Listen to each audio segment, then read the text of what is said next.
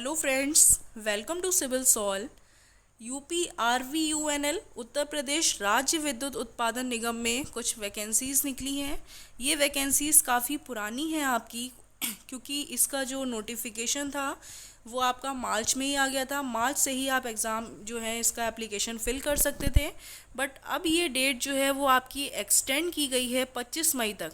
Means जिन students ने अभी तक इस एग्ज़ाम को फ़िल नहीं किया है, काफ़ी अच्छी अपॉर्चुनिटी है, आप इस एग्ज़ाम को फ़िल कर सकते हैं, अभी भी टाइम है और काफ़ी ज़्यादा अच्छी अपॉर्चुनिटी है आप लोगों के लिए। और सेकेंडली इसका जो ऑर्डर आया है जो कि एक्सटेंड किया हुआ है 25 मई तक, और 27 मई तक आप फ़ीस सबमिट कर सकते हैं, वो ऑर्डर मैंने कम्युनिटी पोस्ट पे मैं डाल दिया है मैंने, और साथ ही साथ इसके डिस्क्रिप्शन बॉक्स पे भी मेंशन है, तो वहाँ से आप देख सकते हैं। अब बात करते हैं सिविल स्टूडेंट्स की। ये स्टूडेंट जो बीटेक किए हुए हैं वही इसको अप्लाई कर सकते हैं। तो यहाँ पर देख लीजिए, ये जो 5th पॉइंट है, सहायक अभियंता प्रशिक्षु जानपद, ये लिखा हुआ है।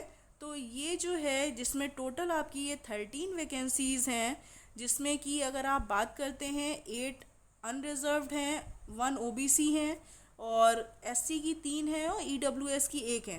तो टोटल 13 वैकेंसीज़ जो हैं वो आपकी निकली हैं। अब देख लेते हैं पे वेतनमान की, कि जो सहायक अभियंता प्रशिक्षु जानपद यानी आपका जो पोस्ट कोड है सिविल का वो 5 है, तो इसमें जो लेवल आपका है यानी जो सैलरी आपको मिलेगी वो लेवल 10 की मिलेगी। सबसे अच्छी बात ये है कि आपको लेवल 10 की सैलरी मिल रही है। इसका मतलब है जो बेसिक है आपका प्रारंभिक वेतन, बेसिक पे 56,100 से 1,77,500 तक है। मींस जो इनिशियल आपको बेसिक मिलेगी वो 56,100 मिलेगी। सेकेंडली मैं एक बात बताना चाहती हूँ कि जो भी आप एई का भी एग्ज़ाम देते हैं तो जो मैक्सिमम लेवल होता है वो यही आपको मिलता है, यानी कि जो 5400 ग्रेड पे की जॉब है उसमें आपके 2 लेवल चलते हैं, एक लेवल 9 और लेवल 10। तो मोस्टली जो आपकी एई की जॉब में लेवल होता है वो आपका 10 होता है, और वही लेवल यहाँ पर भी आपको मिल रहा है। और साथ ही साथ अगर आप बात करते हैं ग्रॉस सैलरी की, तो आपकी जो सैलरी बनेगी इनिशियल जब आप ज्वाइन करेंगे तो करीब 70 to 75,000 इनिशियल सैलरी आपकी होगी।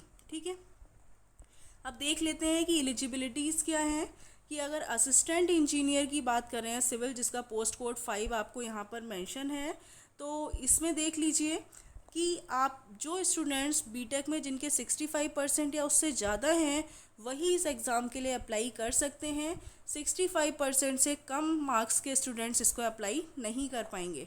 सेकेंडली ये नोट में देख लीजिए कि जो डिग्री है फ्रॉम डिस्टेंस लर्निंग एजुकेशन, यानी अगर आपने रेगुलर डिग्री नहीं ली है तो आप एलिजिबल नहीं होंगे। डिस्टेंस लर्निंग एजुकेशन जो है वो आपकी एलिजिबल नहीं है। अब देख लीजिए कुछ इंपॉर्टेंट पॉइंट, जैसे कि एज कितनी होनी चाहिए। अगर आप 1 जनवरी 2020 से ये काउंट की जाएगी तो जो आपका पोस्ट कोड 5 है सिविल के स्टूडेंट्स के लिए उनकी 21 वर्ष से अधिकतम 40 वर्ष तक है। मतलब अगर आप की मिनिमम एज जो है 21 से कम है या मैक्सिमम 40 से ज़्यादा है तो आप अप्लाई नहीं कर पाएंगे, और जो 21 से 40 के बीच में है वही स्टूडेंट्स इसको अप्लाई कर सकते हैं। कुछ छूट दे रखी है जो एज रिलैक्सेशन नॉर्मली होता है वो आप देख लीजिएगा, इसमें कॉमन है। सेकेंडली जो इम्पोर्टेंट पॉइंट है, फ़ीस की बात करें तो फ़ीस आपकी जब आप फॉर्म भर देंगे तो नॉन रिफंडेबल है, वो वापस नहीं होगी। और एससी और एसटी की अगर मैं बात करूं तो आपकी ये 700 फ़ीस है, और अन्य श्रेणी यानी ओबीसी और जनरल में बात करते हैं तो 1000 जो है वो आपकी फ़ीस होगी। अब देख लेते हैं कि एग्ज़ाम जो सिलेक्शन पैटर्न है वो कैसा है, यानी कि चयन प्रक्रिया क्या होगी। तो जब आप एग्ज़ाम देंगे तो इसके लिए आपका एक सीबीटी होगा, कंप्यूटर बेस्ड टेस्ट, जो कि ऑब्जेक्टिव टेस्ट होगा।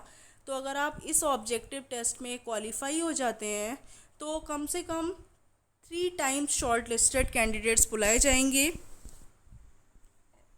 और उसके बाद जब आप क्वालिफाई हो जाएंगे तो आपका डॉक्यूमेंट वेरिफिकेशन के लिए आपको भेजा जाएगा। उसके बाद साक्षात्कार हेतु आमंत्रित किया जाएगा, मतलब इंटरव्यू के लिए आपको बुलाया जाएगा। तो सबसे अच्छी बात यह है कि इसमें कोई भी कन्वेंशनल या सब्जेक्टिव टाइप पेपर नहीं है, आपको सिर्फ ऑब्जेक्टिव्स की प्रिपरेशन करनी है और ईजिली डायरेक्ट आप इंटरव्यू के लिए एलिजिबल हैं, वो भी 5400 ग्रेड पे की जॉब के लिए। देख लीजिए क्या क्या पैटर्न होगा। जो आपका एक पेपर होगा वो 2 पार्ट्स में होगा। पहला पार्ट जो है वो आपका सिविल इंजीनियरिंग का होगा, जिसमें 150 ऑब्जेक्टिव क्वेश्चंस आएंगे। यानी कि ये देखिए यहाँ पे मेंशन है कि 150 क्वेश्चंस जो हैं वो आपके ऑब्जेक्टिव्स मिलेंगे।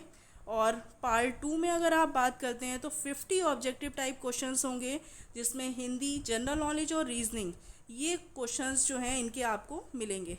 तो ओवरऑल 200 नंबर का 200 क्वेश्चंस होंगे और 200 नंबर का पेपर होगा, क्योंकि यहाँ पे मेंशन है कि 1 मार्क का एक क्वेश्चन होगा और 1/4 नेगेटिव मार्किंग है, यानी कि 0.25 मार्क्स डिडक्ट हो जाएंगे अगर आप उसको गलत करते हैं। तो ये कुछ पैटर्न है जिसके थ्रू इसके बाद क्या होगा, सिंपली 200 नंबर का पेपर है, इसको क्वालिफाई कर लेंगे। उसके बाद आपको सिंपली डॉक्यूमेंट वेरिफिकेशन के बाद ईज़िली जो है आपको इंटरव्यू के लिए बुलाया जाएगा।